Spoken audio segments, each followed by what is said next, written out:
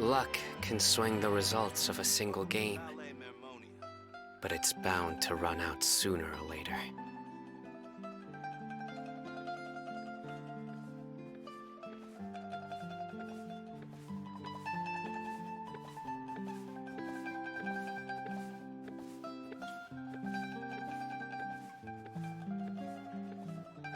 I hope the weather's nice like this tomorrow as well. Welcome to Palais Mermoni.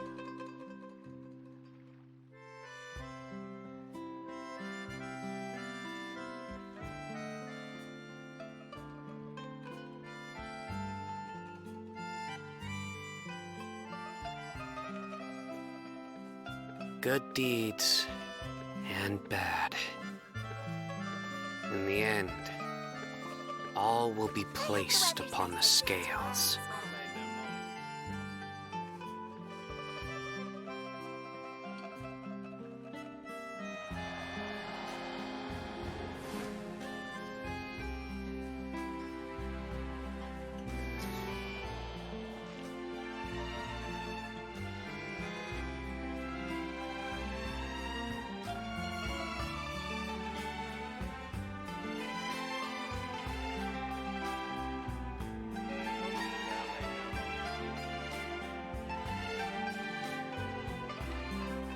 I do try to lighten the mood sometimes, but I'm not the best judge of other people's sense of humor.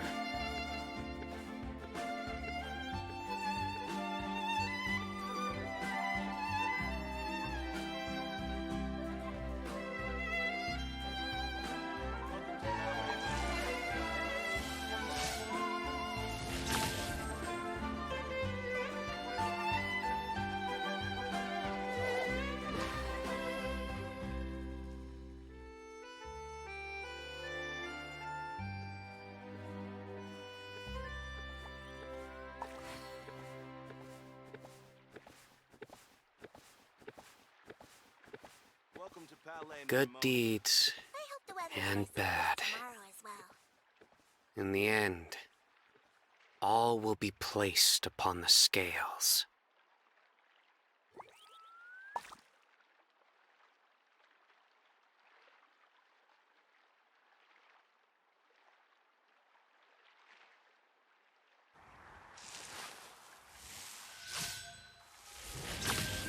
Welcome to Palais Mermoni. I hope the weather's nice like this tomorrow as well.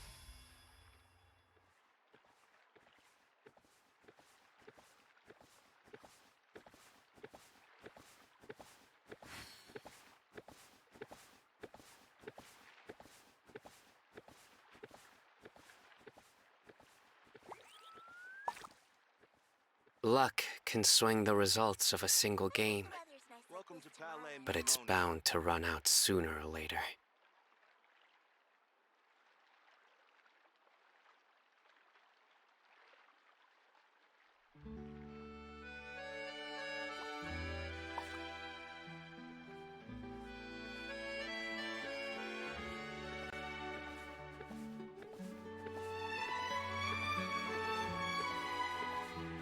I hope the weather's nice like this tomorrow as well.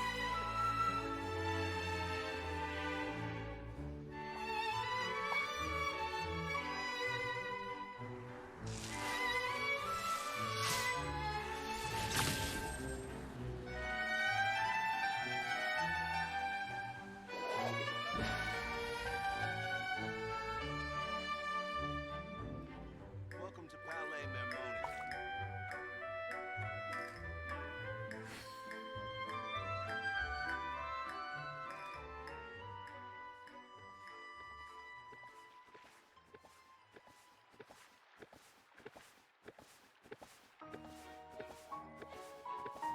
Welcome to Palais Mermoni. I hope the weather's nice like this tomorrow as well. Good deeds and bad. In the end, all will be placed upon the scales.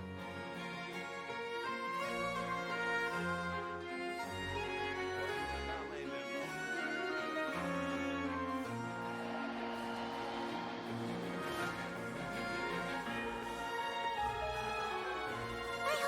nice like this tomorrow as well.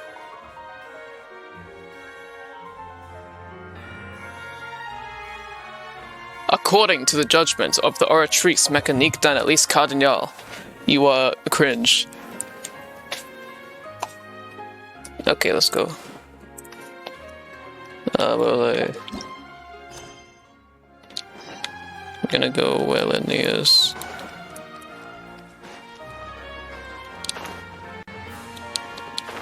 This music is bombastic.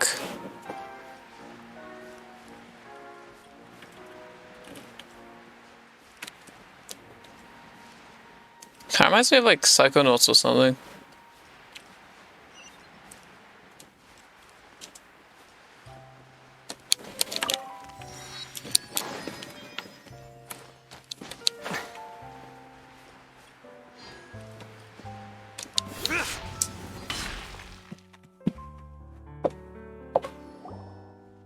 This is our current abode. Play. Fremine, you're home. Where did everyone else That's go? the diver boy. I have some new friends that I would like to introduce. Oh, they all just went out a moment ago.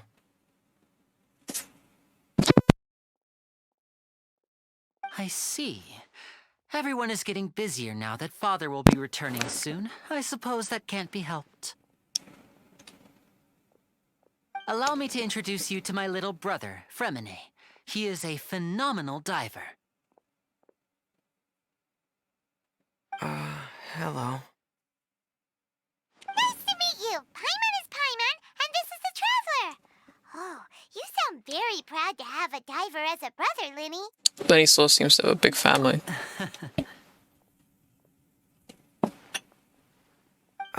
Linny, could you come here for a moment?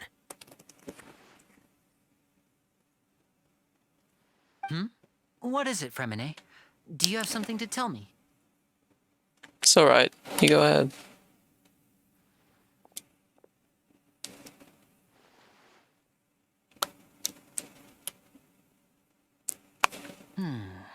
Okay, I see. Is everything all right? Oh, it's nothing. We were just discussing a little housework. Sorry for the interruption. Oh, before I forget, the Traveler and I collected more materials to make magic pockets. Were you able to get any, Fremine? Yes, I went diving and gathered lots of materials. I was about to give them to you. That's our Fremine, always quick with the underwater work. All right, I'll take these to the workshop.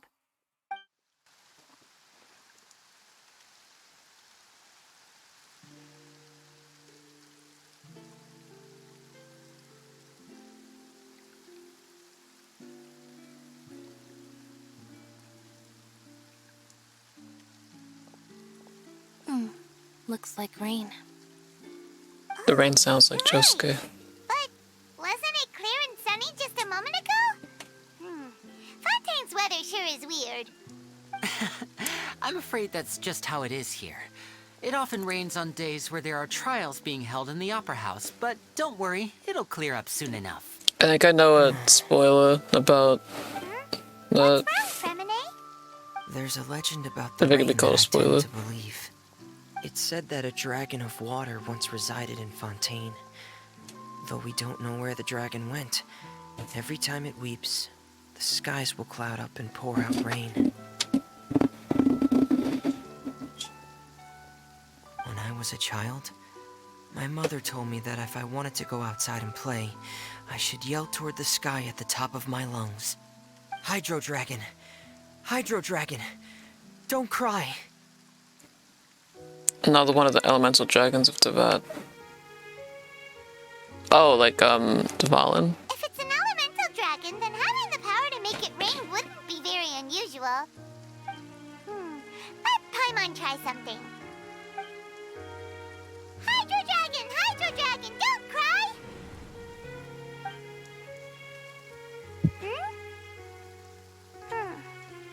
Telling someone not to Doesn't cry seem to be of doesn't any use. make them It stop is just a crying. legend, after all. You know, you might be a more popular magician if you understood the concept of romanticism. Or could at least play along. Sorry, it might be because we've never met the Hydro Dragon. Perhaps it can't be comforted by the words of strangers. Yeah. Maybe he can't hear us because he's in his room. It rained for longer than I suspected. Oh, it's already getting late. Was there something you needed to do, Linny? Yeah, some preparations for the show at the Opera House. I need to find a way to catch the last aqua bus of the day. On the day of the performance, just ride the aqua bus to the island of Aeneas. I'll have Lynette meet you at the fountain in front of the Opera House. Sounds good. You go ahead, Lenny. Oh, are you leaving now? What is it, Fremine? I'm in a hurry. Oh, I get it. You feel nervous delivering the materials for the magic pockets, is that it? Perhaps we could trouble the Traveler to help us take these materials to the Beaumont workshop and deliver them to the owner there? I'm afraid that Fremine can be quite introverted, and the boss there tends to be pretty talkative. Fremine has always been a little afraid of her. No trouble at all. Don't worry, we're on the case. Sorry for the inconvenience. I'm quite useless when it comes to such tasks. I'll think of a way to make it up to you. Oh, no need. This will be a walk in the park for us.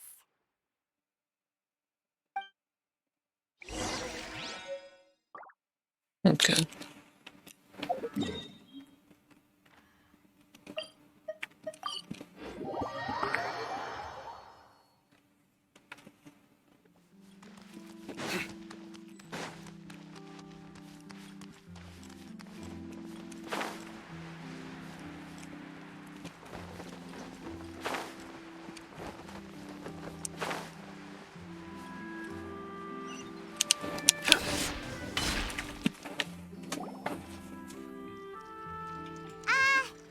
Hello? Is there anyone here? Oh, hello there. New customers? Looking to buy, or do you need something made? Or perhaps you're just looking for a chat with me. Oh, no, we're just here to deliver some materials. Here they are. They're for making... what were they called again? Ah, these must be for magic pockets. I could tell right away. I've already made several orders worth now. Do we need to pay? No need. They've already prepaid several batches worth. When they told me what they'd be using them for, I even offered them a discount. But they insisted on paying the full amount, saying that I had a business to run.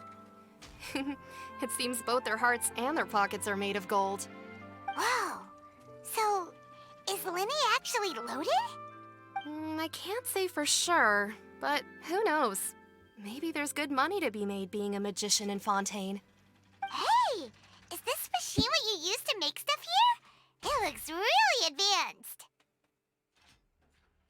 Why use your hands when a machine can do the work? It would be a waste not to use the latest technology. And wasting is a kind of crime. But where does a big machine like that get its power from? Well, it's a little complicated. I'm not sure I can put it in layman's terms for you. But basically, everything we usually use here in the city is powered by indemnitium. It's a type of energy that's produced from trials. What? How can trials produce energy? It's like the scream capsules from Monsters Inc. Well, I'm not completely sure of all the details myself, but basically, when a trial is in session, the oratrice mécanique d'analyse cardinale harvests people's Whoa, she said that energy with an justice accent. and converts it into energy to be used I don't even know all what around that says it like that. Fontaine. So that's what its other function is? Paimon heard that the oratrice was created by the Archon to make judgments. But Paimon still doesn't get it. How could something unreliable like people's beliefs be turned into a stable power source for these machines? Well, Venti and Nikita said the gods rely on belief to obtain power. Oh, yeah! So that means the Hydro Archon relies on the machine to take the energy created by belief and turn it into power for all of Fontaine, right? Even though I've never heard anyone really put it that way before, it sounds like it makes sense. Besides indemnitium, we have another type of energy called pneumosia. It isn't produced by the power of the Archon, but it is unstable by nature. Even now, it still cannot be widely used by civilians. I thought I'd find you hard at work, but here you are chatting the day away. Since you're already talking, I'm sure you wouldn't mind a few words with me. You again? Didn't I already promise you that I'd have the more I owe to Confrérie of Cabriere by next month? Why are you hounding me now? Yeah, but how do we know that you won't go running off by the end of this month? I want 50% today. Wait, no, 70%. Bruh. Huh? You... Seems business isn't so great for the workshop. We've already finished our job and delivered the materials. Maybe now's a good time to leave? You're right. Hey, hold on. Before you Hello. go around trying to collect payments, You're in the why story don't you again. settle your own debts first? If Confrérie of Cabriere wants to poach clients from Northland Bank, that's fine. But I'm afraid you still owe the bank a hefty sum of mora. So why don't we work things out between us first, before you get back to your little conversation here? You're from Northland Bank. But we said we'll pay everything we owe next month. Why are you hounding me now? Bruh. Literally, that seems how it worked. Traveler, Paimon! I didn't think I'd run into you here in Fontaine. What are the chances? We're surprised to see you too. What are you doing here in Fontaine? You didn't want to stay in Snezhnaya?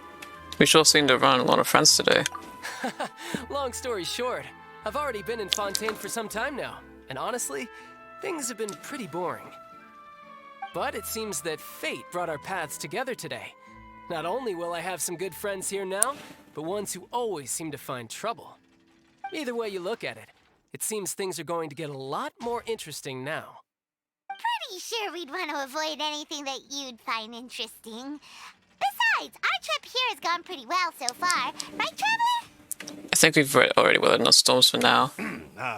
Hey, you, Northland Bank. Bro has no boy. highlight in his eye. Aren't you forgetting something? Don't interrupt. It's not often I run into the Traveler like this. Why don't you wait for me over there for a while? You kidding? Aren't you the one looking for us? You really expect us to sit and twiddle our thumbs while you catch up with your friends? Listen to me, boy. If you want your mora, fine. Why don't you come and take it? Hey, I just said not to interrupt. Oh, by the way, Traveler, the last time I took Tonya and Tusser ice fishing, Tusser said, Hey! That's way over the line! All right, boys, let's see who has to pay up now! can you at least let me finish one sentence? Fine. Though the bank told me not to get rough with our clients. You're the ones who started it. This is an act of self-defense. You two will have to be my witnesses, okay? Okay, sure. I'm sure this won't take long.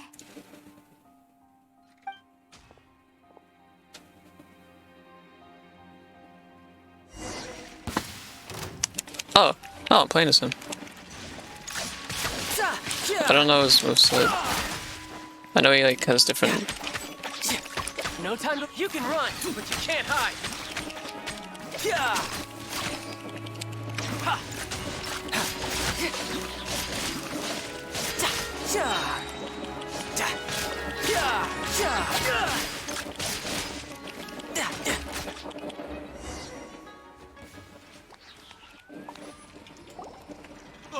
What's your deal, Brad? How are you so strong if you're just a staffer from Snezhnaya's Northland Bank? Wait, don't tell me you're... Oh, now you notice. It's a little late, don't you think? Just make sure you understand that you don't mess with Northland Bank. Got it?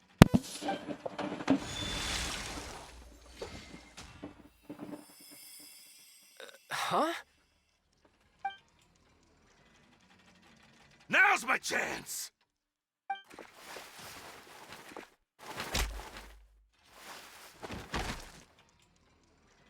Huh. That was weird. What just happened? I'm not sure. It's as if I suddenly lost control of my hydro powers when I needed them. Maybe there's something wrong with my vision? Strange. How could that happen? First time Paimon's ever heard of someone losing control of their vision. Never mind. It doesn't matter. If I want to stay sharp, I shouldn't be relying too much on my vision anyway. Besides, I always have my delusion in case I need it. Better not use the delusion too often. So what are you doing in Fontaine, child? I don't see its work for Northland Bank. Well, I guess it's because I've been in a bad Isn't he mood still a lately. harbinger? Why are we all chummy with him? What kind of reason is that? Wait, since when do you feel I down don't remember about the anything? Leeway story too well, TBH. I don't know. Maybe I still have a lot to learn about myself. But recently, there seems to be some sort of restless power stirring inside of me. And I don't know why, but every now and then I feel like I'm in a terrible mood. Maybe you losing control of your vision just now is connected with that power you're feeling inside. That is a possibility. So about this power, do you have any idea where it came from? I can't remember if I ever mentioned it before, but when I was 14, I fell into some unknown abyss. It was during that time I learned nearly all of my abilities. The one who took me under her wing and taught me was named Skirk. She was always quiet and very mysterious. Nobody knew where she came from or what she had been through, and she was always very strict when teaching me combat techniques. One time, I asked her why she was willing to take me on as an apprentice. From what I could make of her answer, it was because I had awakened it, and traces of it remained on me. She said that all my combat training would be useful in the future. But what is it? What did you awaken? She never explained that, but my guess is that it's related to a dream I saw when I had just fallen into that abyss. In my dream, I was in the deepest depths of the sea, and the boundless seabed was all around me. But in front of me appeared a whale that was so massive, I felt like I couldn't breathe. A whale? Oh, that sounds familiar! When we fought against you before, you summoned a huge whale that seemed to leap at us. Is that the one? That's just an abstract form of a whale that I create using my elemental powers. It takes that shape because the scene I dreamt of the whale has always been stuck in my mind. I'll never forget it. So you used the whale as inspiration for one of your moves? Huh. Seems a little twisted to Paimon. It's very possible that the power inside you is connected to your incident in the abyss. So why don't you just go ask your master? Maybe she knows the answer. You make it sound so easy. Ever since the incident I experienced there, I've never stopped searching for Master Skirk and that unknown abyss. But it's been years now, and I've still found nothing. There isn't even a trace of the place where I remember falling into the abyss. Oh, it sounds like some kind of ghost story. Yeah, I'm out of leads at this point, but there's nothing more I can do. It seems that strange encounters in this world tend to be elusive like that. Oh, seems the time really flies when I'm talking with you. I just remembered I have somewhere else I need to be, so I should get going. What? More work for the Northland Bank? No, it's more of a personal appointment. Lately, I've been sparring with some of Fontaine's official champion duelists whenever I'm feeling bored. Official champion duelists? You mean it's their job to duel? Yep, in Fontaine, before a criminal goes to court, they're given one chance to defend their honor by requesting a duel with an official champion duelist. The champion duelists are all-powerful fighters selected from among the nation's best. And the duel itself is a no-holds-barred fight with no specified stopping point. So engaging in such a duel is regarded as a symbol of defending your honor. Oh, they have If a criminal duels manages to win the duel, with they'll be France. acquitted. But if they lose, they'll have no choice but to stand trial. And the worst-case scenario is that you're simply killed in the duel. Though it's rumored that Fontaine has a death penalty, from what I can tell, no one has ever been officially sentenced to death. So really, the only people who opt to duel are those who have suffered a grave injustice in being accused, or those who greatly value their honor. Otherwise, why gamble with your life? So, do many people actually get out of their trials by winning duel? Apparently, it's exceedingly rare for anyone to actually win. Fontaine probably enacted this system as a way to show that the nation respects the honor of its citizens. Besides, none of the champion duelists are to be trifled with, which is exactly why I was itching to face them as soon as I got to Fontaine. Apparently, the one I'm meeting today, Clorinde, is the strongest of the champion duelists. I had been asking her for some time before she finally agreed to face me today. Oh, that's a cool looking Well, duel. that's Child for ya. Paimon feels like we heard that name somewhere before. Clorinde. Huh. When we met the Hydro Archon. Oh, before I forget, I want you to have this. Huh? Eh? Your vision? You're seriously just giving it away? I'm just worried that it could become uncontrollable again. I'd be pretty upset if it got in the way of my duel, so I think I'll be better off without it for now. Besides, I just need you to hold on to it for a short while. I'll come retrieve it when I have some time later. Paimon knows what you're up to. You just want an excuse to come talk to us again, don't you? Whatever gave you that idea?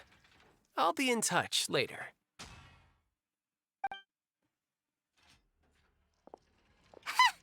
That sneaky guy.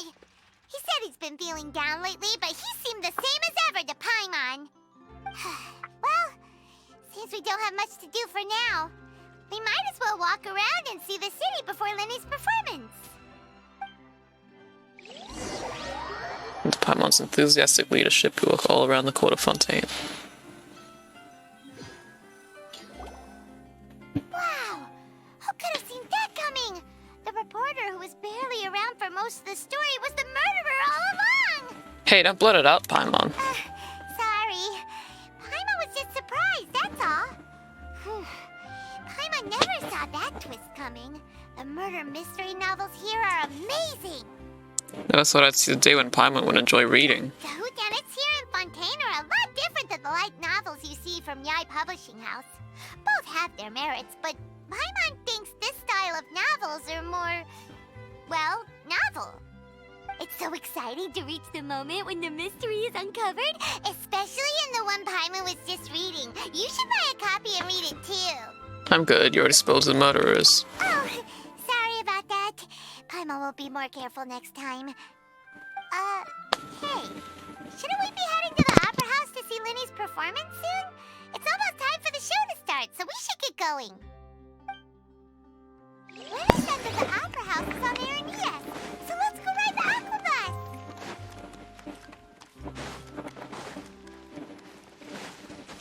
Hold on, did I get that waypoint?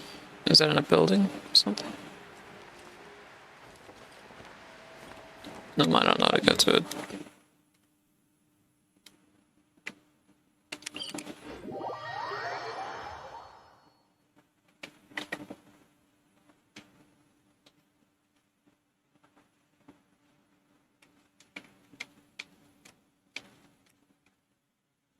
There's something I don't understand about the lore, because sometimes they mention the frickin' teleport waypoints like in the story, but then at other times they make it seem like no one uses them. Like, I don't know. Oh wait, this is side quest shit.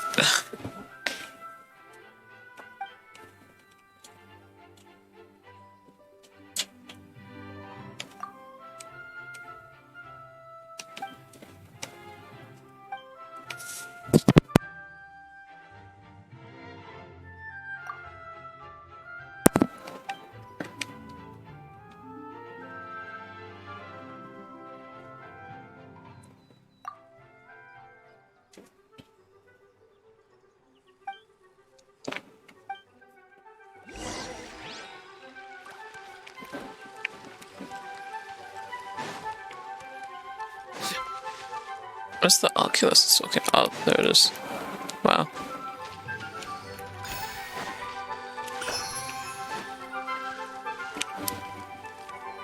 What's that statue? I'll go get that real quick.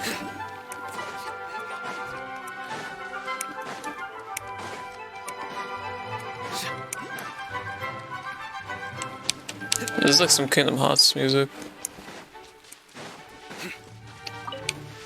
This is very Kingdom Hearts Birth by Sleep. Like freaking Sleeping Beauty World or something.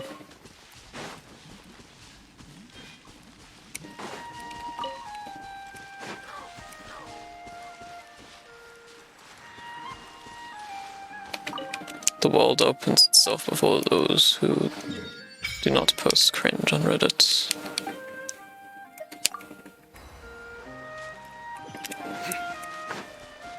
This looks like a Kingdom Hearts world too.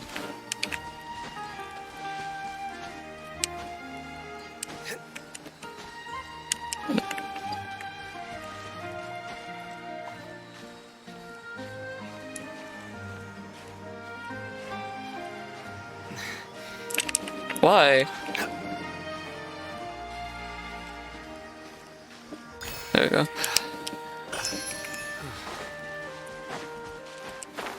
Where's the other one?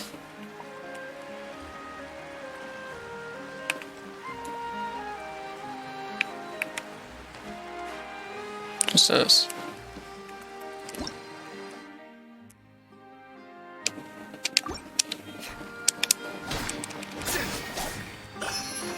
Okay, nice. Let's keep going.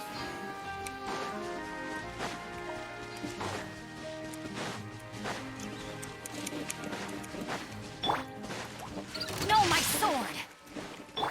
Through me, justice is served. You stand condemned. Your penance is due.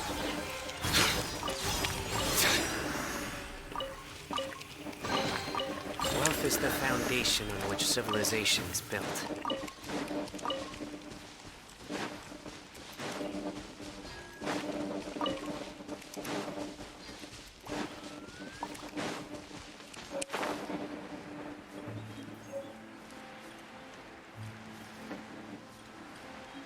Aw, frick.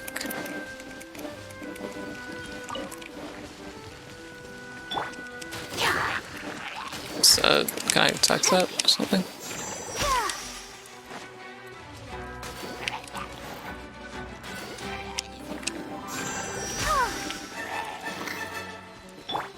By royal decree.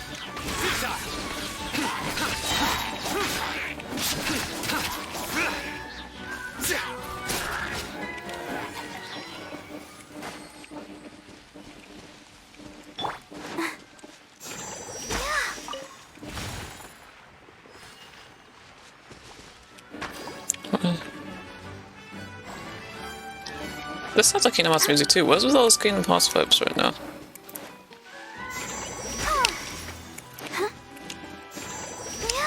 Bro, I'm just trying to... Let's dance. Nowhere to run.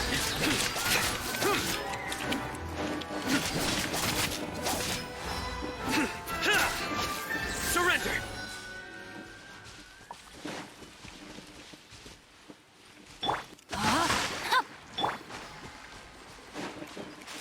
Is there another one or something?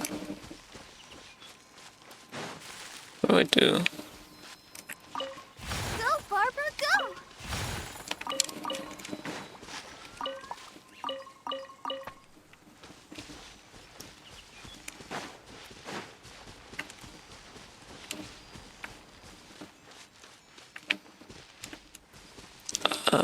Alright, I have no clue. I'm just gonna mark that for later.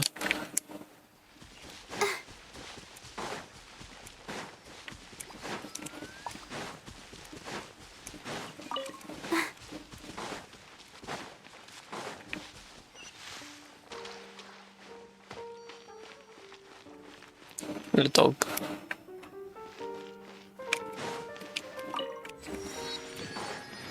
Go, Barbara, go!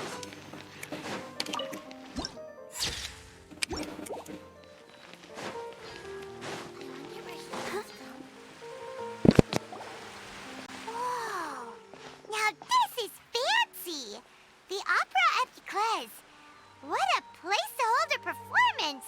No wonder Linny and Lynette were looking forward to it.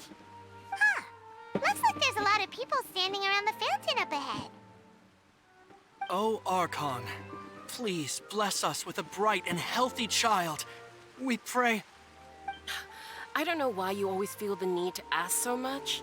I'll be happy as long as our child is healthy and lives a peaceful life. I guess if they're our kid, then there's no doubt they'll turn out smart. Maybe this is one of the customs in Fontaine. There sure are a lot of couples here. Vache. Huh? What's wrong? Vache. Vache. Did you just say something, Paimon? No, Paimon didn't say anything. Are you hearing things? Strange. Whose voice was that just now? Welcome to the Fountain of Lucine. All the water flowing through Fontaine converges here.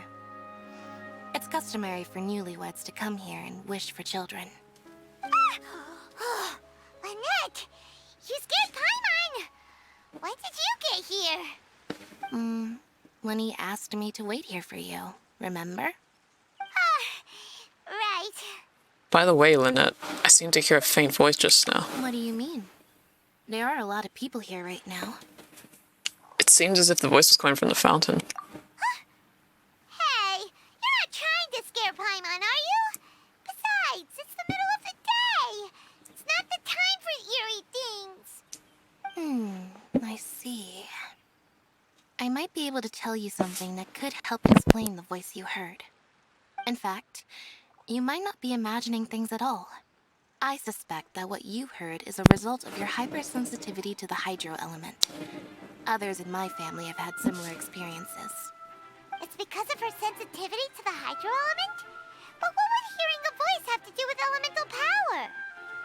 And why do I have When a do you cry, sensitivity? Paimon? Wait, what? What does that have to do with anything? Just answer me. When do you cry?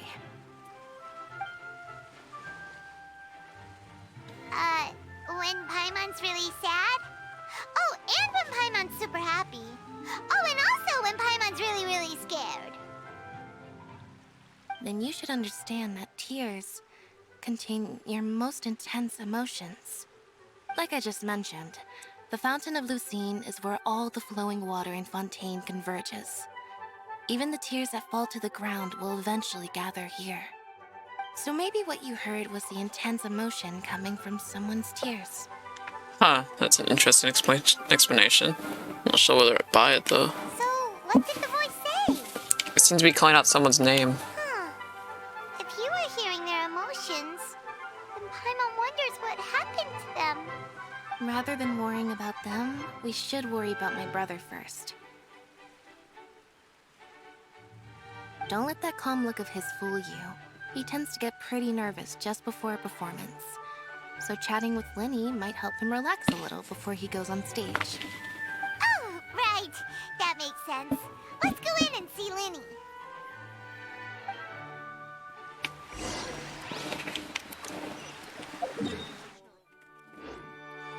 The opera epiclis mécanique d'analyse cardinale. According to the judgment of the oratrice mécanique d'analyse cardinale, we now return to the oratrice mécanique d'analyse cardinale.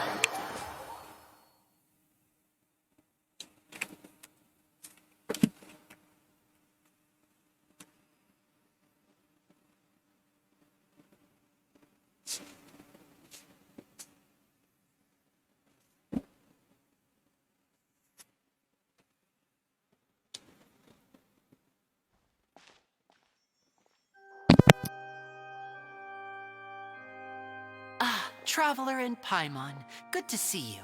I knew you two would come. Are you kidding? Pause. We wouldn't miss it for the world. We've been looking forward to it. I can tell, judging by how early you've arrived. But you're actually right on time. The audience still hasn't started entering the venue yet, which means now is the perfect chance for us to take you to the best seats in the house. Wait just a moment. I'll fetch the tickets.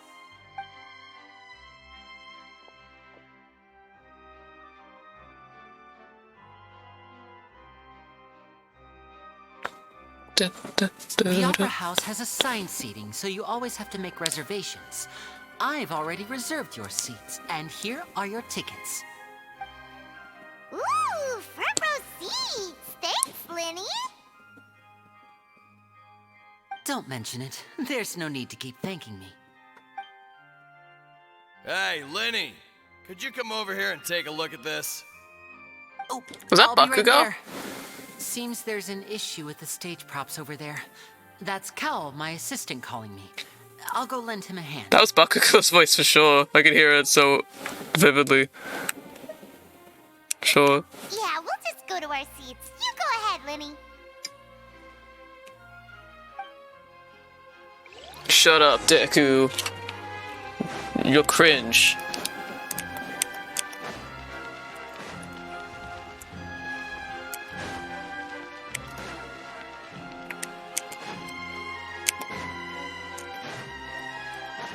Go, Barb. Da-da. Oh, these should be our seats. Come on, let's sit down. Did I just see a funny little man?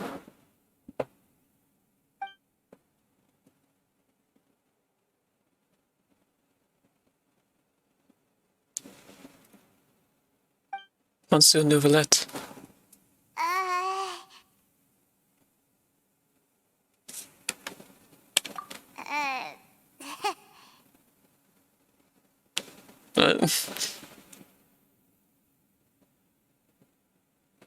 Hey, Traveler. Maybe we should strike up a conversation with the person next to us. Since we're sitting together and the rest of the place is practically empty still. It's kinda awkward if we don't say anything. You're up, Paimon. You little... Of course you put this on Paimon. Excuse me, I did not realize you felt awkward.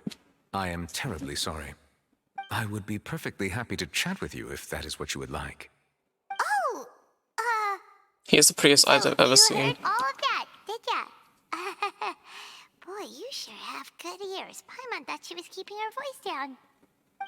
Wait, that's not it, Paimon's. Sorry. Oh, he crosses his legs too. Paimon's the one who's being rude, talking under her breath like that.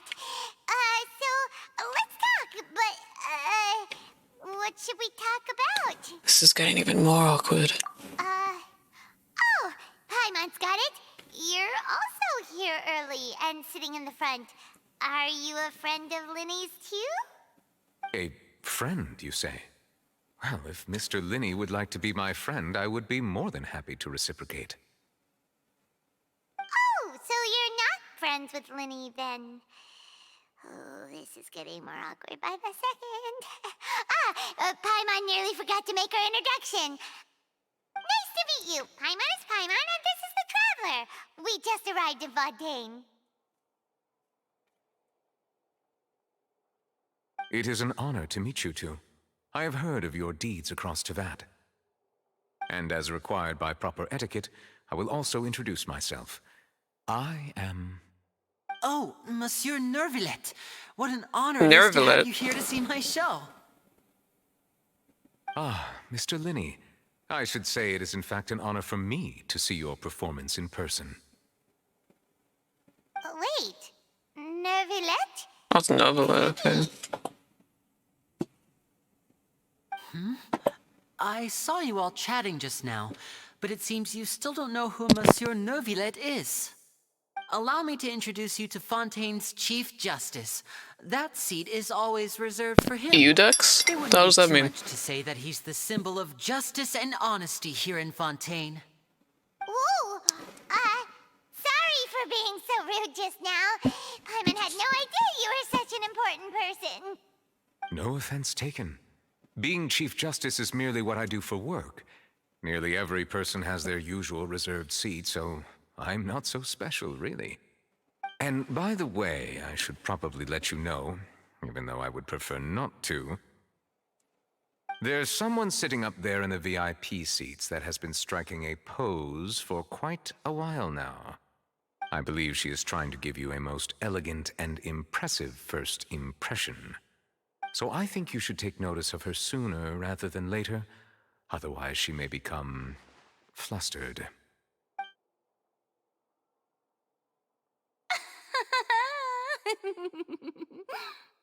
Huh? Oh, it's Farina, the Hydro Archon. Huh.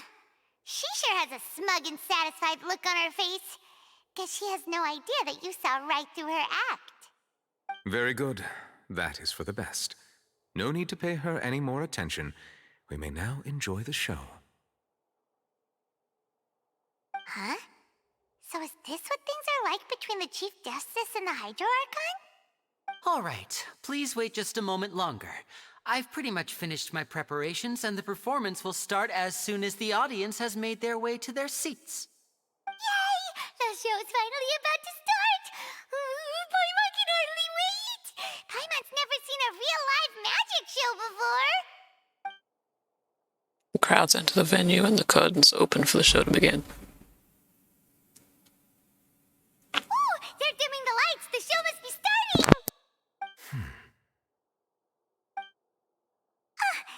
Sorry. Paimon will try to stay quiet. Welcome, one and all, to the Opera Epiclese. I am the star of today's show, Linny. And over here is my sister, Lynette, who will be working as my wonderful assistant. Please, let's give her a warm welcome. Hello, everyone. I know she may seem to be a little sleepy right now, but that's just a sign that she's nervous. Whatever. Now, some of you may be thinking, two vision holders who can freely manipulate elemental powers performing magic is not true magic at all. I was thinking that. So, I would like to take a moment to assure you that elemental powers will have nothing to do with what you will witness on the stage today.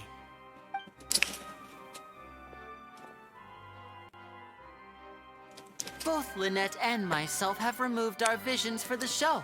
That way, even the gods won't be able to help us. Oh, good point. That's what makes the show real magic. Now, without further ado, let the show begin. Lynette will now exit the stage to make some preparations. I know you might miss her, but don't worry. She'll be coming right back on stage momentarily. Perhaps in an unexpected way. I'm sure she'll be stealing the spotlight soon enough.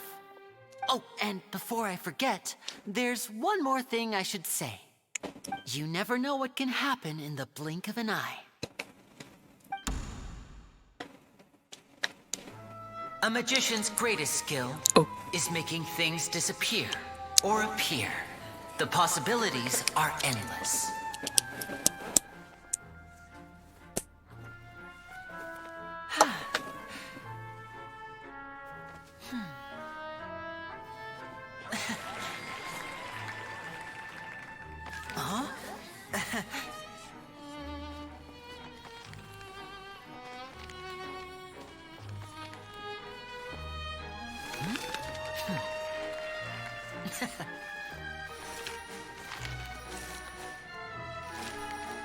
But this isn't what you came for.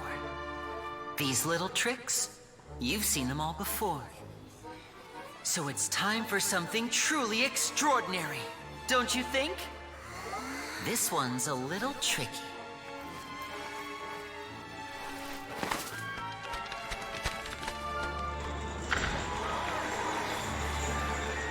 Using this water tank, I shall make my sister vanish completely, right before your very eyes.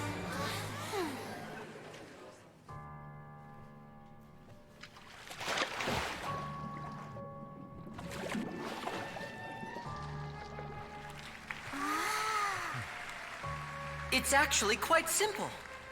She'll just turn into air bubbles and float right out of the top.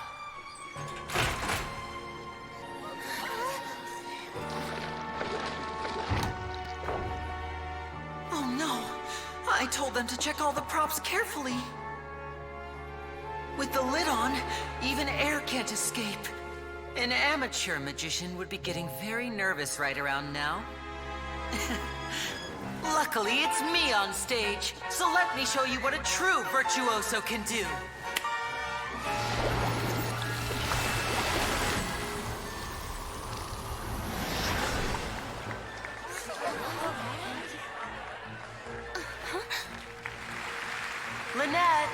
you still there? Don't go too far. We don't want to use up all our magic. Hi, I'm back. Uh-huh. With new clothes. How'd she do it?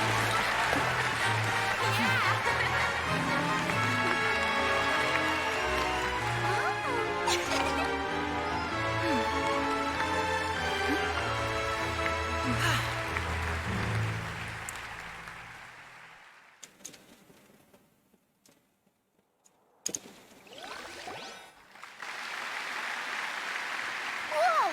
What in the world just happened? How did he do that? Paimon didn't seem to do anything. Wasn't Lynette inside the water tank?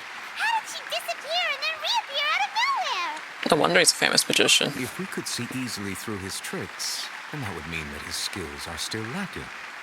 To appreciate magic, you should focus on the show happening on stage, rather than getting caught up in trying to see that which has been intentionally hidden. Guess you're right. Paimon couldn't believe her eyes when Lynette reappeared. Amazing! Thank you, everyone. I'm glad you enjoyed that performance. But our magical journey has only just begun. I've prepared even more astonishing surprises for everyone here. The magic of transformation and disappearance can go far beyond what you've just seen. I'm sure many of you are thinking that escaping the water tank was impressive enough. But Lynette is still my assistant after all. In which case, I have ample time to make all necessary preparations. So, for my next trick, I will require the participation of one lucky audience member. Please, if my assistants could bring out the magical boxes now. There are 2 boxes and only 2 boxes. One is here and one is there in the aisle among the audience. I'm sure many of our clever audience members have already guessed our next magic trick. A swap! Our lucky audience member and I will each enter a magic box. After 1 minute, we will each emerge from the opposite box. Now please, everyone pay very close attention to the box you see here. Don't give me any chance to make a move. Wow! How's he gonna do this? Hey, do you think this is all magic tricks, or does Lenny have actual superpowers? I'm sure we can spot how he does it. The lucky audience member will be generated by this random number selector. It selects numbers entirely at random. Even I don't know who will be chosen to participate. I'm sure that Now then, might be a lie. let's begin. Let me see. Oh, row 7, seat 3. Congratulations! You now have the chance to experience magic firsthand Yeah, she's probably in on for it. an entire minute. Please, come forward. My assistant will take you beside the magic box. I'm sorry, it might be a little cramped inside, but no need to feel nervous. We've carefully arranged everything for you to be as comfortable as possible. You don't need to do anything, but no matter what strange things may happen, don't come out of the box. If the magic is interrupted, who knows where you might end up? You might even find yourself in the Fortress of Meropide. Oh, okay. Or maybe I should try it. All right. Before I enter the magic box, there is one more thing I need to ask the audience to do. Could you all give me a countdown? Like this. 60, 59, 58. Just keep counting down. You can go a little faster or slower if you like. I won't be able to see anything in the pitch black box, so I'll be relying on your voices to know when time is up. Oh, and no tricks now. If you quickly count from 60 in just 30 seconds, then I'll be in a tough spot. Ooh! Paimon kinda wants to count faster after hearing him say that! I'm sure Link's prepared. No, that won't do. I can see it in your eyes. You still can't be trusted. Let's practice together. Come on, repeat after me. 60, 59, 58. 60, 59, 58! That's right, perfect. Keep it going. All right, I'll see you all on the other side once you've finished counting.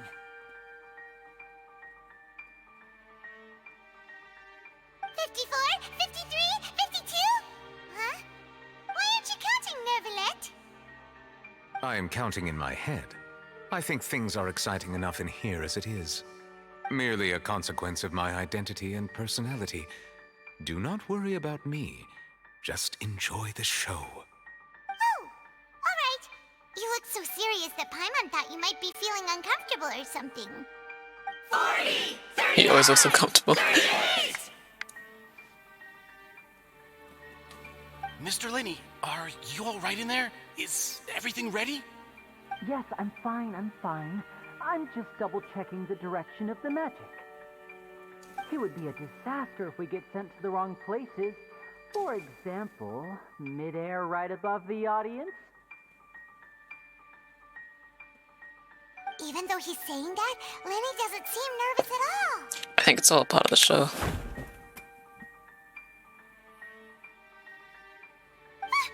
What was that noise? Did you hear it too? Did it come from the stage? Not sure. Anyway, it doesn't seem like anyone's worried about it. 25! 24! 23! What's wrong, Mr. Linney? I can still hear you moving in there.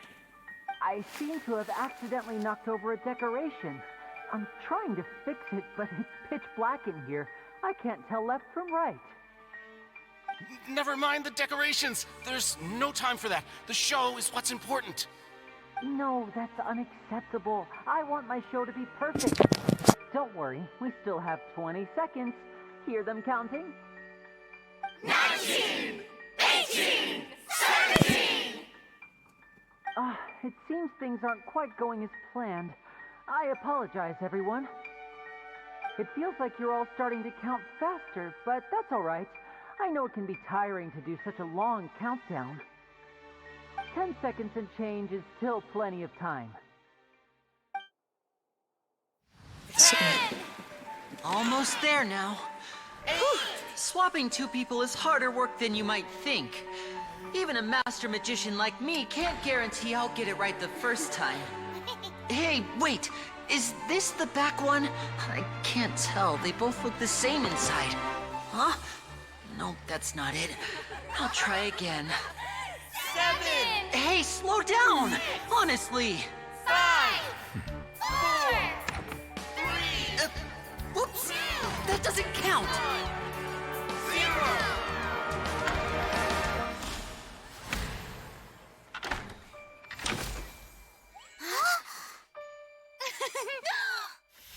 Ta-da!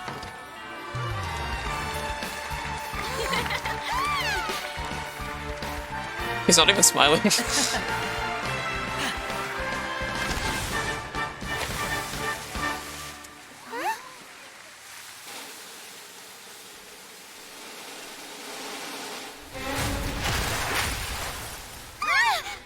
What the fuck? She's dead, what the hell? What happened?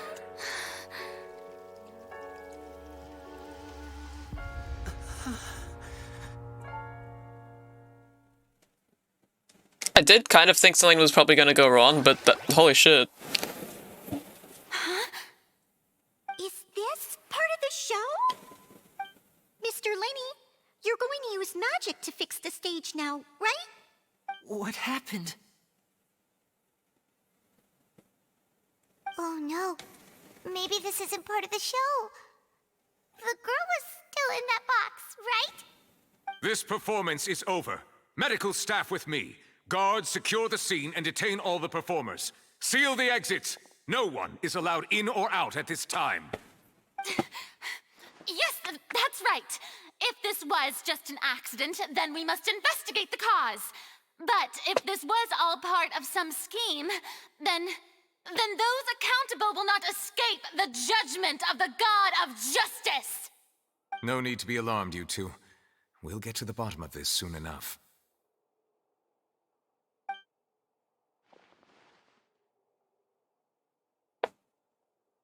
Unfortunately, the person who is in the magic box has been pronounced dead. His name was Cowell, one of the assistants in Linny's magic troupe. Apparently, the fireworks on stage ignited the ropes that were suspending the water tank, which then caused the tank to fall Wait, what onto about the the girl? stage. As of now, we are still not sure why we found Cowell in the box, rather than the guest from the audience. And after an initial I wasn't actually search of expecting the a death, area, it's kind of crazy. the guards have confirmed that the girl is nowhere to be found. It appears that this incident was not merely some mishap with the performance. And there are many indications that it is connected with the Yeah, I was just thinking about that. serial disappearances of young women. The serial disappearances case? That's the case that Charlotte mentioned before. And to pull it off like this, in front of an audience including the Archon and the Chief of Justice. I know the truth. I can see through the whole thing. Really, using such a shallow and obvious mystery as his finale. Did he really underestimate us that badly? I say that our powerful magician, Mr. Linny, is now the prime suspect for the serial disappearances case. Huh? Why me? This whole thing was an accident. Oh, this all occurred during your magic show, did it not? The But are missing the other girl ones? disappeared after being chosen, did she not? The deceased is one of your assistants, is he not? Now that I think about it, that whole speech about magicians making things disappear was nothing more than a provocation, a bald-faced challenge. That can't be right. How can Linny do this? He was in the box on the stage the entire time. We can even hear his voice. Besides, before the show, he told us that he would like to catch the criminal behind the disappearances. He couldn't possibly mean catching himself. He's a suspect at most. Save discussion for a later time, please. Lady Farina, may I assume that your comments just now constitute an accusation against Mr. Linny and his associates, and that you are pressing charges? I just think that I think it might be a little early to talk about formally pressing charges. But what Lady Farina said just now makes perfect sense. Looks like she's gonna personally deliver justice. A kidnapping and murder carried out under the cover of a magic show. Lady Farina said it all. But what about the other kidnappings? They weren't connected to the magic show at all, were they? People! But what excites me even more than the obvious truth before our eyes is the opponent I'll be facing. That's right. I mean you, Traveler. You'll support Linny, won't you? After all, he was the one who helped you the first time we met. I trust Linny. Then there's no problem at all. You know, the Traveler and I already had a duel the first time we met. No, he didn't. But with Linny's help, our little duel ended in a draw. But draws really are the most boring possible outcome. So, no more draws. Between the two of us, there must be a clear winner and loser. And what better place to hold such a riveting showdown and decide the true victor than here, on the grandest of stages, the Opera Epiclese. It wasn't a draw.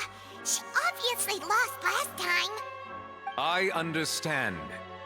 Charges have now been pressed, and as such, a trial is in order. Well, Traveler, seems Lady Farina has set you in her sights. But putting her dramatic rhetoric aside for a moment, I would like to ask you, are you willing to act as Mr. Linny's attorney and defend him in this case? Yes, I am. Very well. The trial will be held a day from now in the Opera House. Both sides may investigate the scene to build their cases and search for the truth.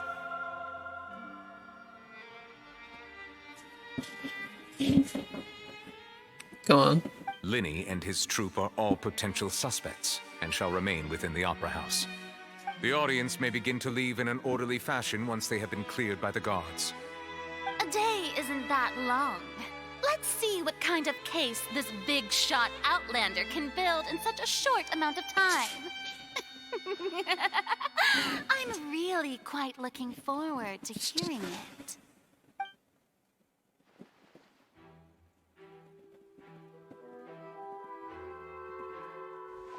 Lenny!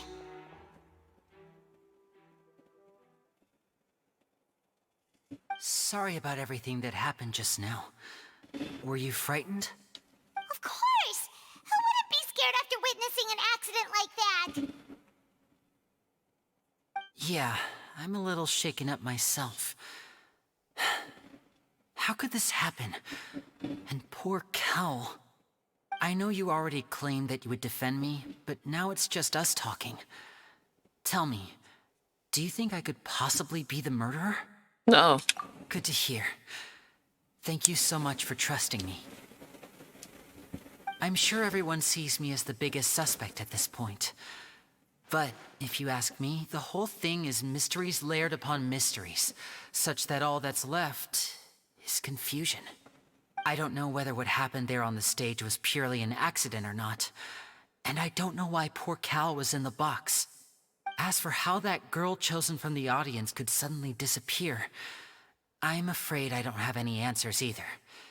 If someone tampered with my performance, then we need to figure out what they did. Even a skilled and knowledgeable magician like myself couldn't pull all that off in just 1 minute. Yes, it is very strange. There's no denying what happened. Which is precisely why we need to investigate.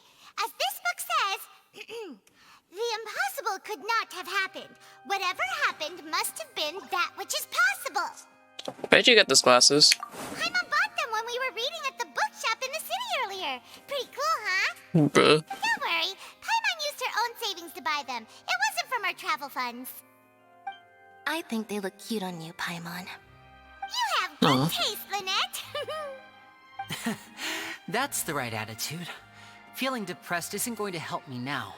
I need to get back to my normal self. But with the guards watching our every move, it's going to be especially difficult for Lynette and I to prove our own innocence. Good thing you agreed to be our attorneys. Thanks for that. We'll be counting on you. Yes, thank you so much. I won't let you down. Yeah, just leave it to us. Oh, since we're going to start investigating, Paimon has a question first. Where did Lynette go during the performance? Ah, well, I'm afraid that would involve some of our essential trade secrets as magicians. The secrets behind our magic are past saving, Lenny. Yeah, I for a suppose you're friggin' right. murder case. The truth behind our tricks is going to be important evidence that will be weighted during the trial. 'Tis truly a pity. As a magician, our magic show is a work of art. We've poured countless hours and spared no effort in perfecting it. But if revealing our secrets will help you uncover the truth behind what happened, then it will be well worth it. We should go somewhere else if we're going to discuss our magic tricks. We'll go speak with the guards, and in the meantime, you can go investigate the stage and the seating areas. All right, let's go have a look while the investigation teams are still here. Detective Paimon is on the case. Goodness. Alright. Hello, officer. How's the investigation going? With Lenny and Lynette's attorneys. Ah, I see. You must be the traveler that Lady Farina mentioned. Listen, I'll be perfectly honest with you. I'd avoid getting mixed up in this whirlpool of a mess if I were you. Huh? What do you mean? Come with me and you'll see. The deceased is one of Linny's assistants named Cal. Even though he hadn't joined the troupe long, he was hardworking and everyone generally liked him. The assistants are usually in charge of setting up and inspecting the props, as well as assisting with the show and keeping the crowd engaged. As you probably saw when you were in the audience, the water tank suddenly fell and smashed the box with Cowl inside it. But why was Cal inside? Wasn't the girl supposed to be in there? This is the real mystery. We've already searched the scene and were unable to find any traces of the girl. However, if you look carefully, the box was positioned directly under the water tank. The ropes holding the tank were then burned by the pyrotechnics on stage, causing them to snap. All these factors lining up so perfectly makes it hard to see this as a mere accident. If anything, the more logical explanation is that the whole incident was intentionally planned, and Linny is the most likely person to have access to all these areas. But he doesn't have a motive. Are you both good friends of his? Well, you can't say we're good friends, but we've known each other for a little while. So in just a short time, he was not only able to win your trust, but even convince you to act as his attorneys. I know there's no such thing as magic. The real trick of a magician is holding the audience in the palm of their hand. I've seen a lot of cases, and I can tell you that people are the least reliable kind of evidence. But that's not true. People can also be the most reliable evidence. Sorry, I tend to be pretty straightforward. Just know that I'm warning you for your own good. Anyway, you may investigate the scene of the crime yourselves if you're curious. Who knows, maybe you'll be able to come up with some new evidence. You can use the case. Bro, this is literally Ace Attorney right now? Okay. You can check as yet undiscovered evidence and clues in the case record.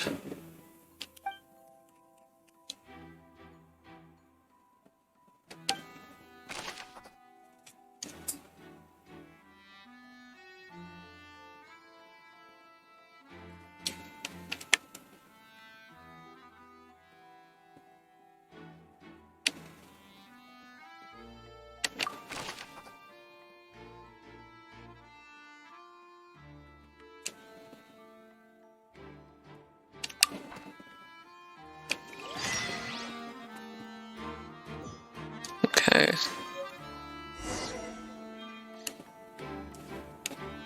Was that the end of the chapter? I think it was because I got Primos. I'm going to end the stream there. Actually... How much time do I have left in the event? Oh, let's do a bit more. I want to get through the story quick. This is where the magic box was struck. If Cal was inside the box at that moment, he might have dodged the tank.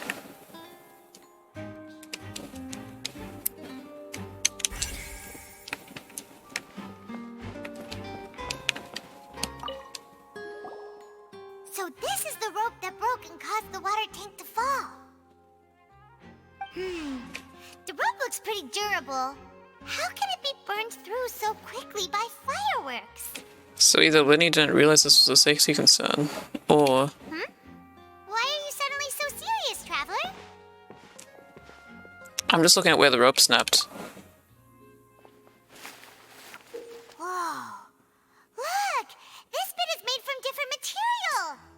Most of it was burned away, but there's still a little bit of it left. It seems to be flammable, like a type of flash cotton. So if a rope meant to hold something was made with that kind of material in it, then that means... Wait! Why don't you write all this down? Let's take notes!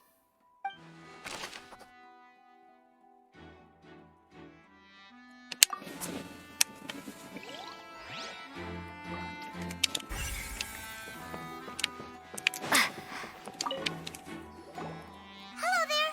What are you investigating?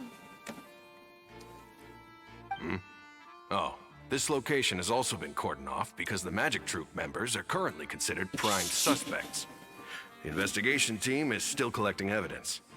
The seats were all booked in advance, so we were able to deduce the missing woman's identity by checking the guest list. Could you tell us who she is? Sure. It's not like this is confidential information. We will publish it later anyway when we petition the public to help us find the missing person. Her name is Halsey. She's a painter from Fontaine who's made a bit of a name for herself. Apparently, she wasn't a regular at the Opera House, but she'd been feeling some pressure with her work lately, which made her decide to come see the magic show. The Magic Troop members all claim not to know her, and we have looked into her social connections. It seems that she has no personal grievances or conflicts of interest with the suspects. Simply put, she wasn't related to the magic troupe at all, which matches the features of the previous serial disappearances. Were the victims of previous cases also chosen at random? That's how it seems to us, in any case. Apart from the fact that they were all young women of around the same age range, there really weren't any other connections between them. Okay then. Explain us no others. No need to be so formal. If you do happen to see the missing girl, please be sure to contact us. Of course. It is of utmost importance that we get to the bottom of these disappearances.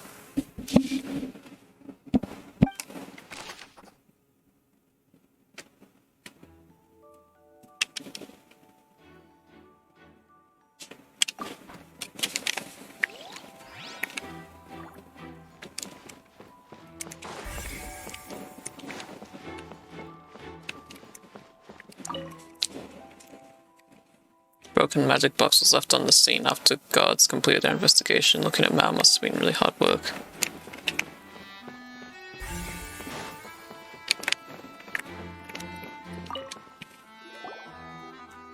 The investigation team has some new findings. Turns out there's an issue with the random number. Oh, I can look at this at any time when I'm... okay. Selector after all. See? I told you. What if the machine picked some big guy's seat? You think the murderer would have still made his move then? Sorry to interrupt, but we're helping Linny and Lynette with their side of the investigation. What were you saying about the number selector? There's something wrong with it? You're trying to help them? That'll be a tall order. Linny used the machine to pick a random member of the audience during his performance, right? The lucky girl that later disappeared.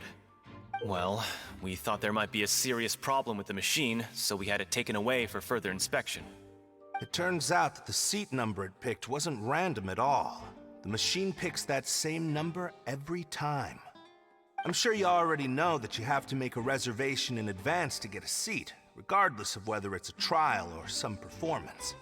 In other words, Linny knew who would be sitting where from the very beginning. That much checks out. Linny reserved our seats for us, too. Bet you see why I was saying it'd be tough to make a case for Linny. Thanks, sorry to bother you. Even though it's bad for Linny's case, Paimon had better write it down.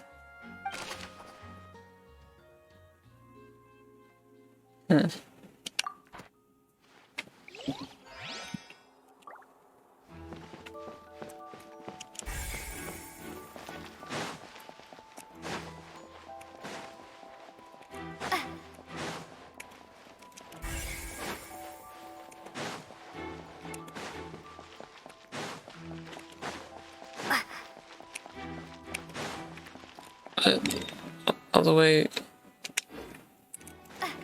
where?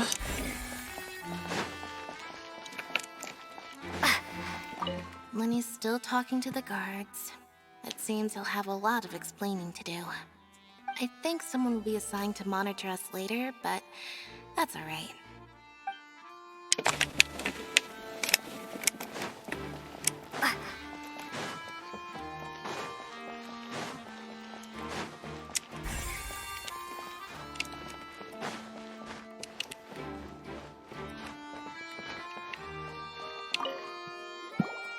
I see that you're investigating the area. Well, it just so happens that I'm interested too. If you find any new and interesting leads, be sure to share them with me, alright? We don't have too many thoughts yet.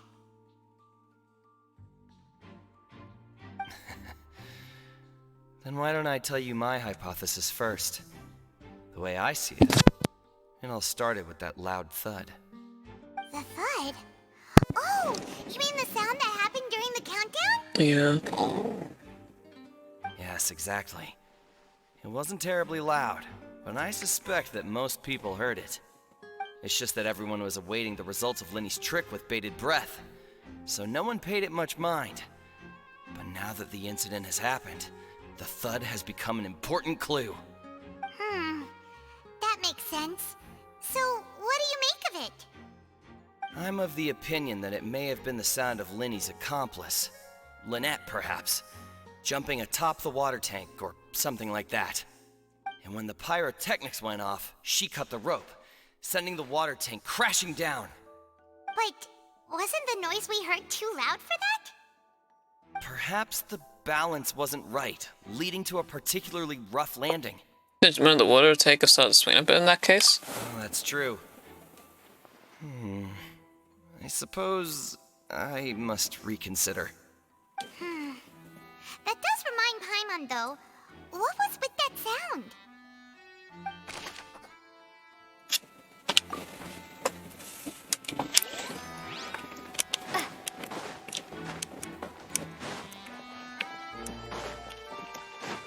Oh, so the store.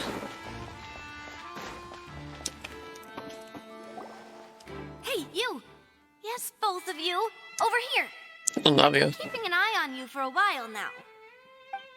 Huh? You mean us? That's right. If I'm not mistaken, you're also among those who wish to cut down the thorns and pursue the truth. No?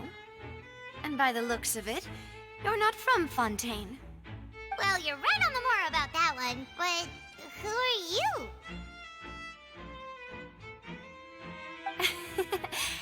Have you never heard of the Spina di Rosula? From mediating disputes and providing protection to solving conundrums, you name it, Spina di Rosula does it. And I, Navia, have the honor of being its renowned president. Though those who play by our rules call me boss. I'm Silver, her attendant. Pleased to meet you. And I'm Melus. Demoiselle's various daily needs and affairs are under my purview. Huh? Boss? Demoiselle? What gives with the names? Well, I am the second generation president. Malus and the others are still used to my previous title. My apologies, Demoiselle. Should you prefer, boss, I will endeavor to use that instead. No, no need. You don't have to call me boss. Just Navia is fine. Okay, if you say so. Not that we're members of Spina di Rosula anyway. All merely trifling details. Never mind. Now, back to the situation at hand. So you want to investigate as well? That's right. I've always kept an eye on the serial disappearance cases. My interest stems from a matter back from my father's time. Judging from the look of things, I find Linny an unlikely mastermind. Really?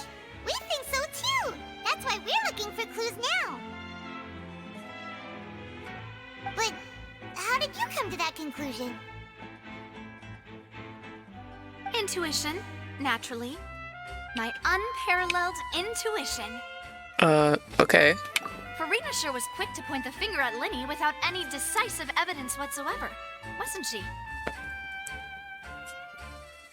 But that's not uncommon for her.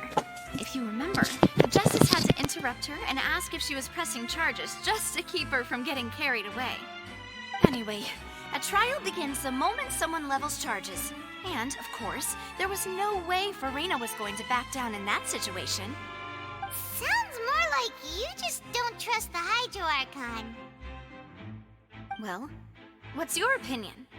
I must admit that she can be interesting at times, but liking her doesn't mean that I'll blindly agree with her. Well, when you put it like that... All right, I've answered your question. Now, it's time you answer mine. Wait a minute, did that answer count? Well, I say it does. But don't worry, you won't hear any pointless questions from me. In your opinion, do you think it's right to treat a trial like it's an opera? No. Well? Not always. And why would that be? Doing so makes it easy for the truth to fall by the wayside. Something serious like a trial shouldn't be treated like entertainment.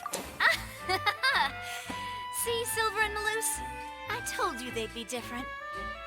Most astute of you, Demoiselle. I, too, think that the Traveler's response was most excellent.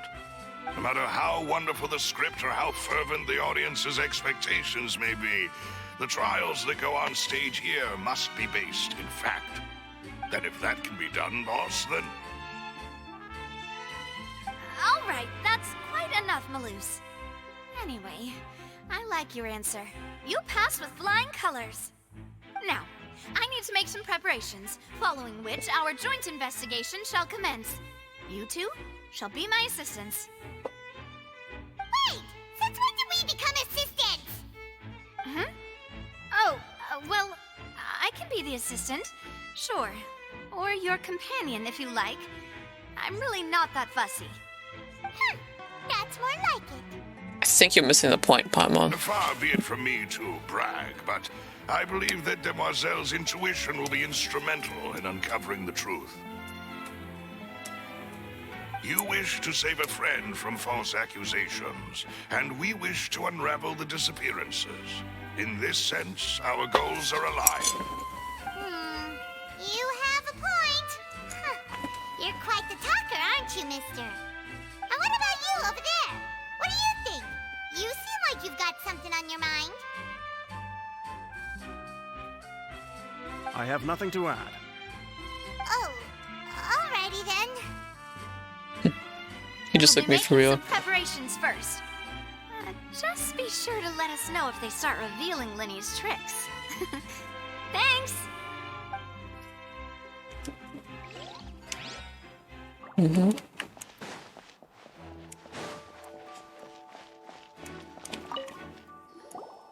Sorry, but no one can freely enter or exit the Opera House at the moment. If you wish to leave, you must register your identity with us first. No, we're not leaving. We're representing Linny and Lynette as attorneys, so we're investigating the case. Why have we not questioned these fairies yet? This entrance. Like, what is this? Yes, after the Chief Justice gave the order, everyone coming in or out must undergo a strict inspection. So, the missing girl couldn't have left from here. At least, not from that point on. What about during the show? I doubt there was much opportunity then, either. How can you be so sure? Seriously, what is this creature? Well, because I was in charge of security near the entrance at that time. You can't just a new race and not say anything about it. Which was quite a shame. Just my luck. But still, I did not abandon my post. And I stayed put no matter how loud the applause was. If someone had so much as even approached the door, I would have noticed it, let alone if they had tried to leave. We Melusines are good at that sort of thing, you know. So, it's safe to say the girl couldn't have left through here. Alright, thank you for your help. This will be useful info.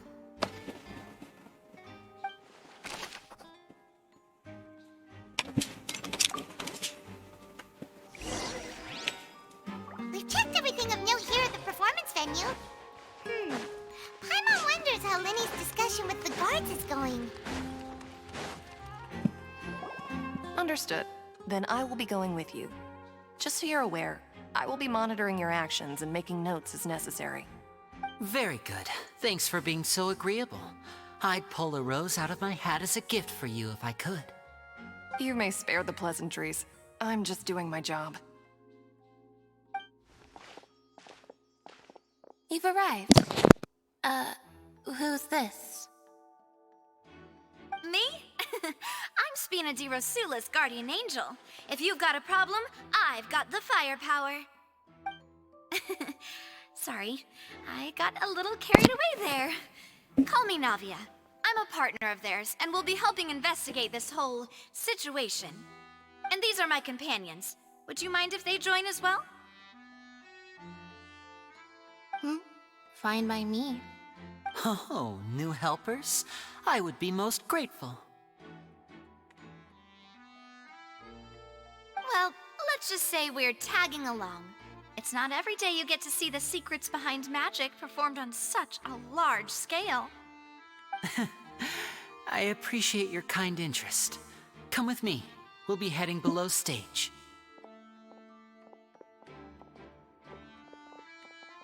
Huh? Below stage? Yes, a world of secrets is hidden beneath this magic box, prepared specifically for this switcheroo trick. But before I reveal everything, you should have a look first. Notice anything strange here?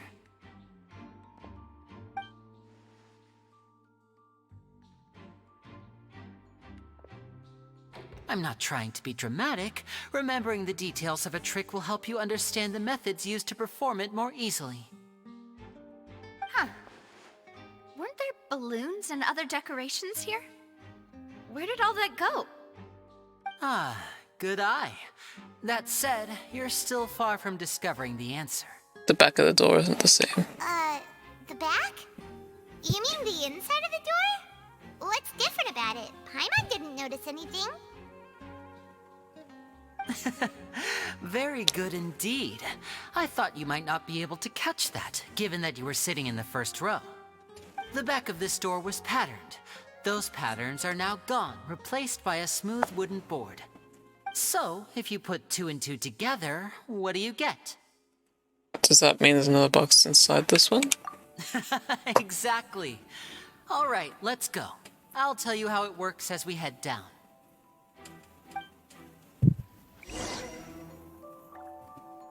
Oh, so there was a passageway under the magic box! And this passage linked the 2 boxes together. I knew you'd figure out most of it as soon as you saw this place. The 2 magic boxes are positioned right above the 2 entrances of the tunnel. See this flatbed trolley? The box with the lucky audience member in it would be shuttled over to the other side using the trolley. This trolley can raise and lower and even rotate, ensuring that the box will face in the right direction. I see. So that's the purpose of the box inside another box. Precisely. The inner box would descend after the audience member was put inside and be moved along the trolley, all while the outer box would remain on stage as if nothing had ever changed. So that's how you did it! Once the box was lowered, the trolley would store some energy through this device here, with which it would complete the rest of the steps. The audience member would only be able to feel some slight movements in the dark, and by the time she walked out, she would already be back on stage. And what about the side of the what about your side of the trick? Right! You were talking that whole time, and you even came out for a moment near the end! Ah, yes. A phonograph operated by Lynette was used to achieve that effect. My assistant and I had already scripted our conversation beforehand. When the countdown began, I had already gone to the opposite box via a tunnel using that ladder.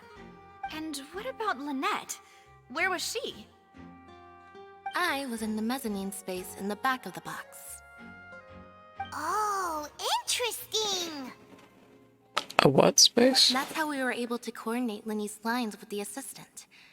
And by the way, I was the one who walked out of the box at the end. I mean, we are twins.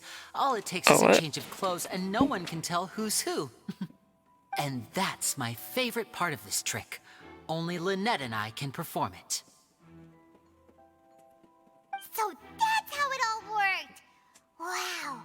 Every detail you revealed was more amazing than the last! I can tell a lot of thought was put into this.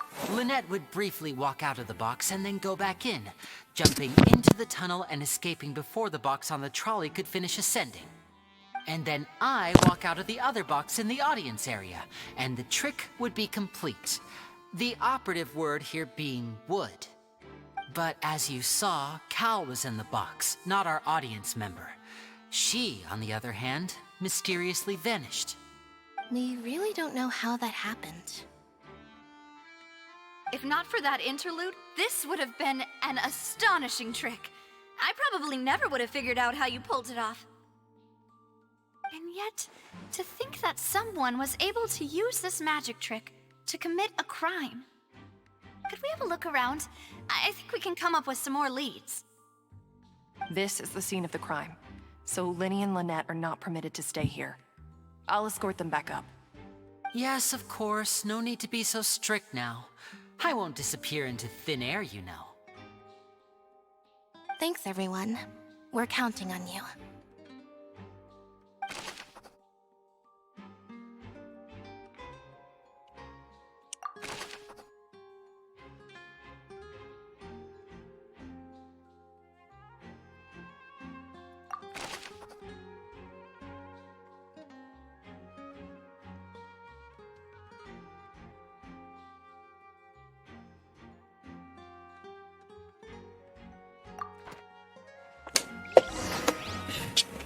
Alright then. Why would it be him? How strange. Oh, that's a lot of investigation.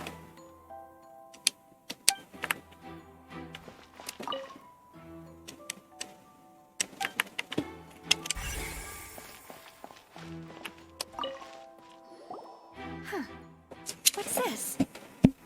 Looks like a hook tied to the end of a rope. Huh? There's all kinds of odds and ends here. Lenny didn't mention this earlier. Perhaps it was a prop for a different trick. But why would it have been left here? Whatever it is, let's make a note of it first.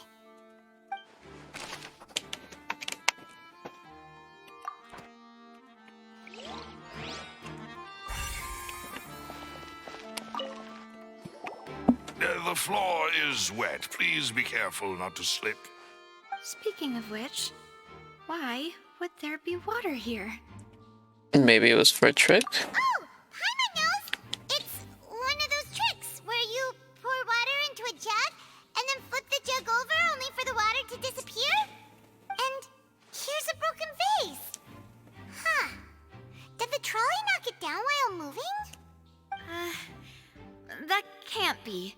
The trolley moves along tracks from start to finish. It couldn't have hit the vase at this distance. Let's note this down too and think about it later.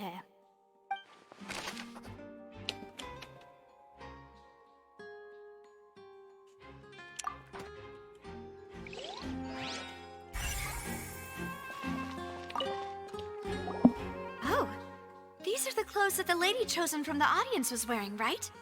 Her clothes are here, but she's nowhere to be found. Lee didn't mention the guest having a wardrobe change. Right. And do you really need to do that if you're kidnapping them? Why did her glasses change? Ugh, this is so confusing. Paimon doesn't want to be a detective anymore.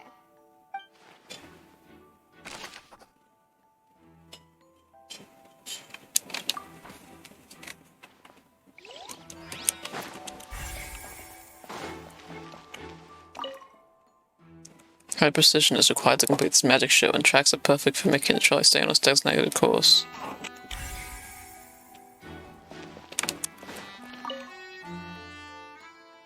All kinds of props and costumes are haphazardly stuffed inside.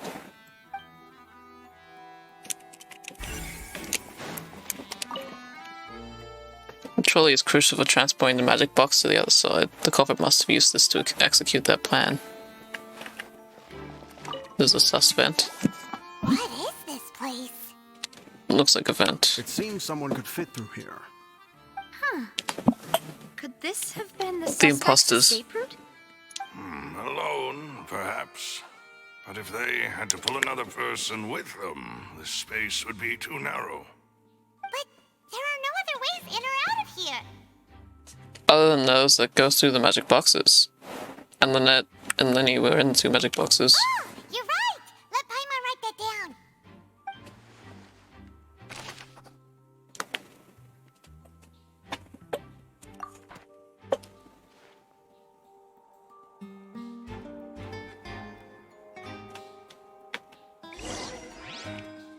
Seems we're just about done investigating down here. Yes. Let's head back up.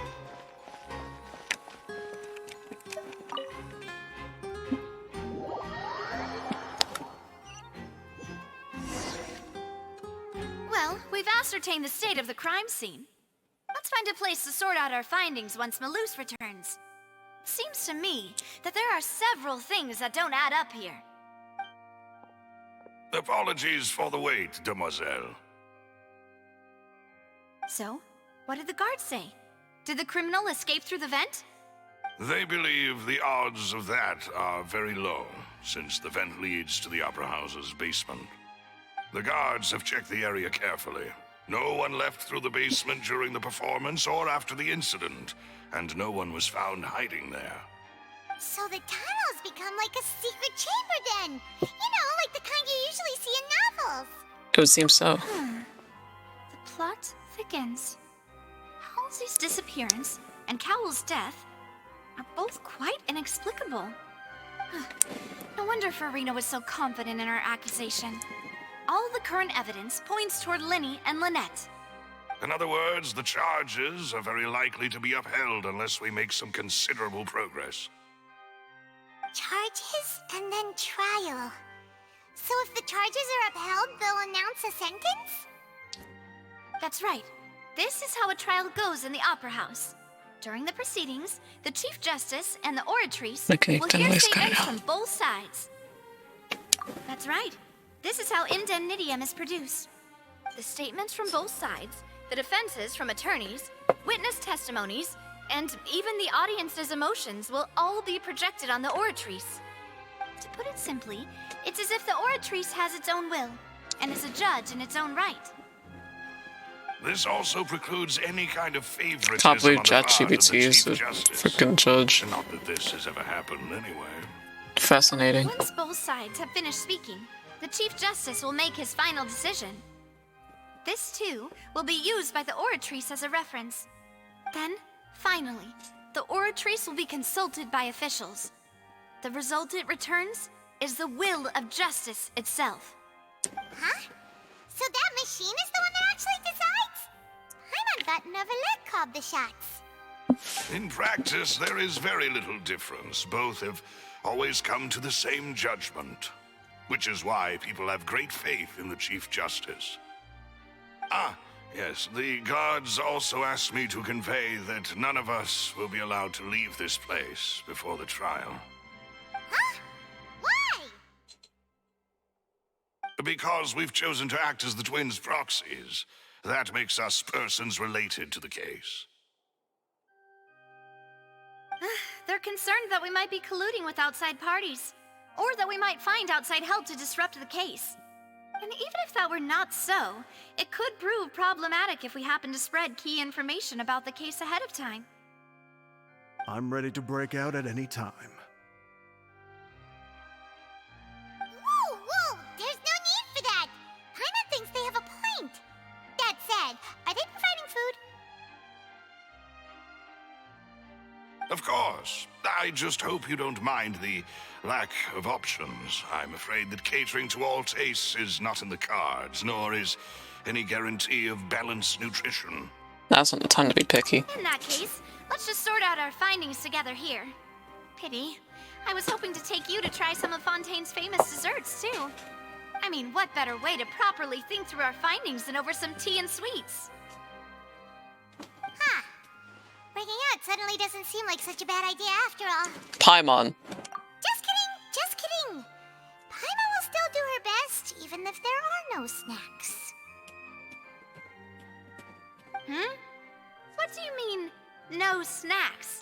Of course we'll have snacks. If we cannot buy some, then we'll simply make some. Huh? Here?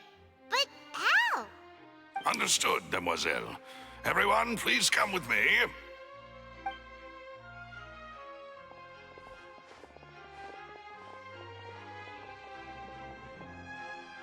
Wait, you're carrying a portable stove with you?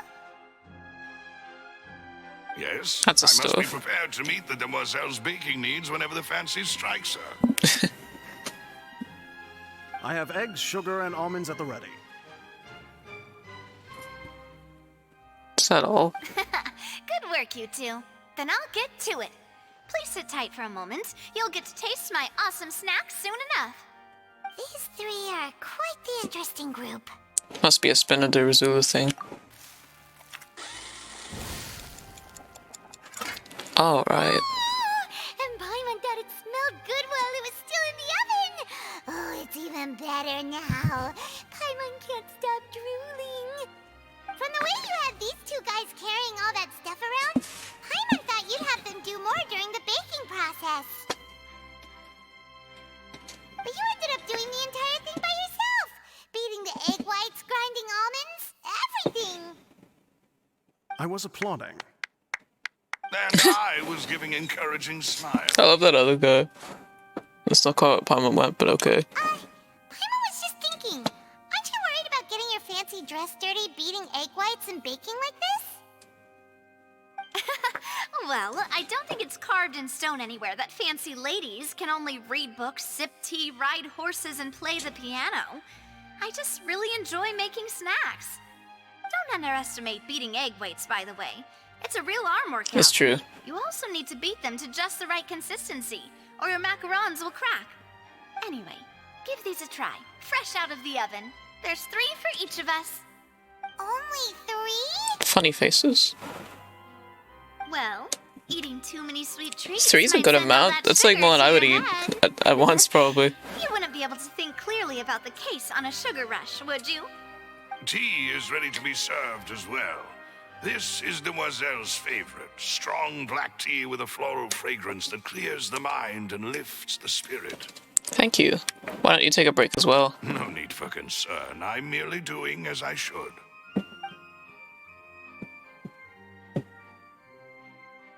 All right then. Down to business. As Paimon mentioned previously, the tunnel seems to be something of a secret chamber. However, we can assume that Linny and Lynette were not alone within it. Some criminal also occupied its sealed confines. The magician twins could have committed the crimes, of course, but they lack any logical motive. Exactly! Why would they do such a thing right when everyone was watching?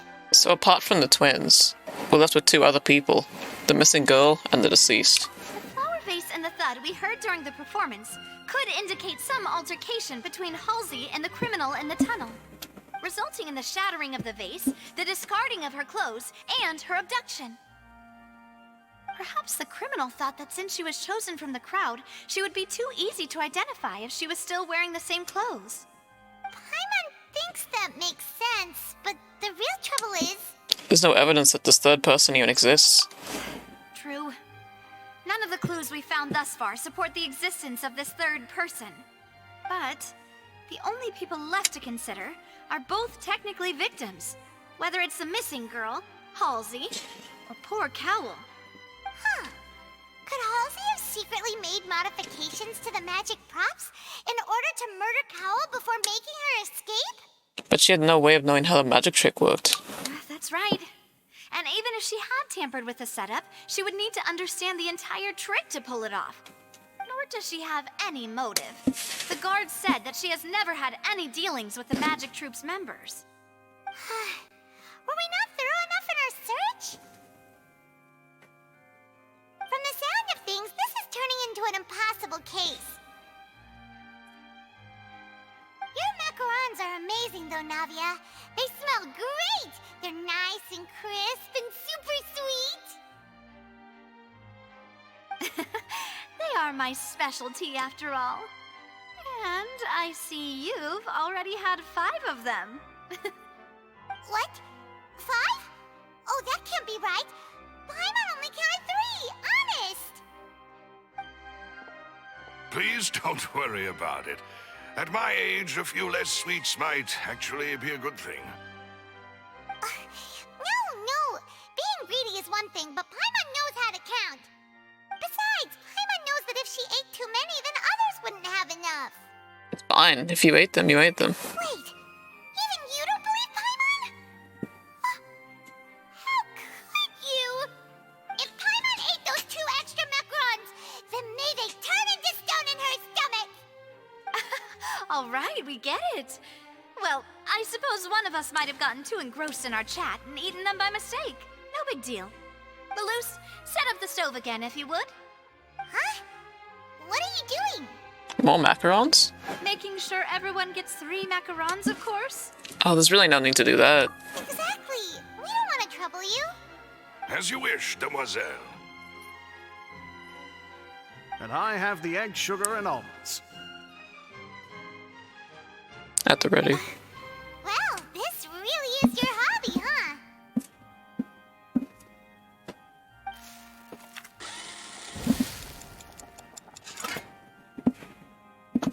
Well, that's it for snack time. I'm going to have another look around the area. I don't know what we're looking for yet, but we've still got some time. As attorneys, I suggest the 2 of you think the case over again. It would be awkward if you got all tongue-tied on stage during the trial. All right, thanks for your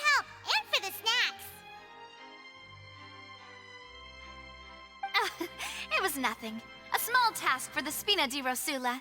Silver, Maloose, it's time to go. I'll be back if I find anything new.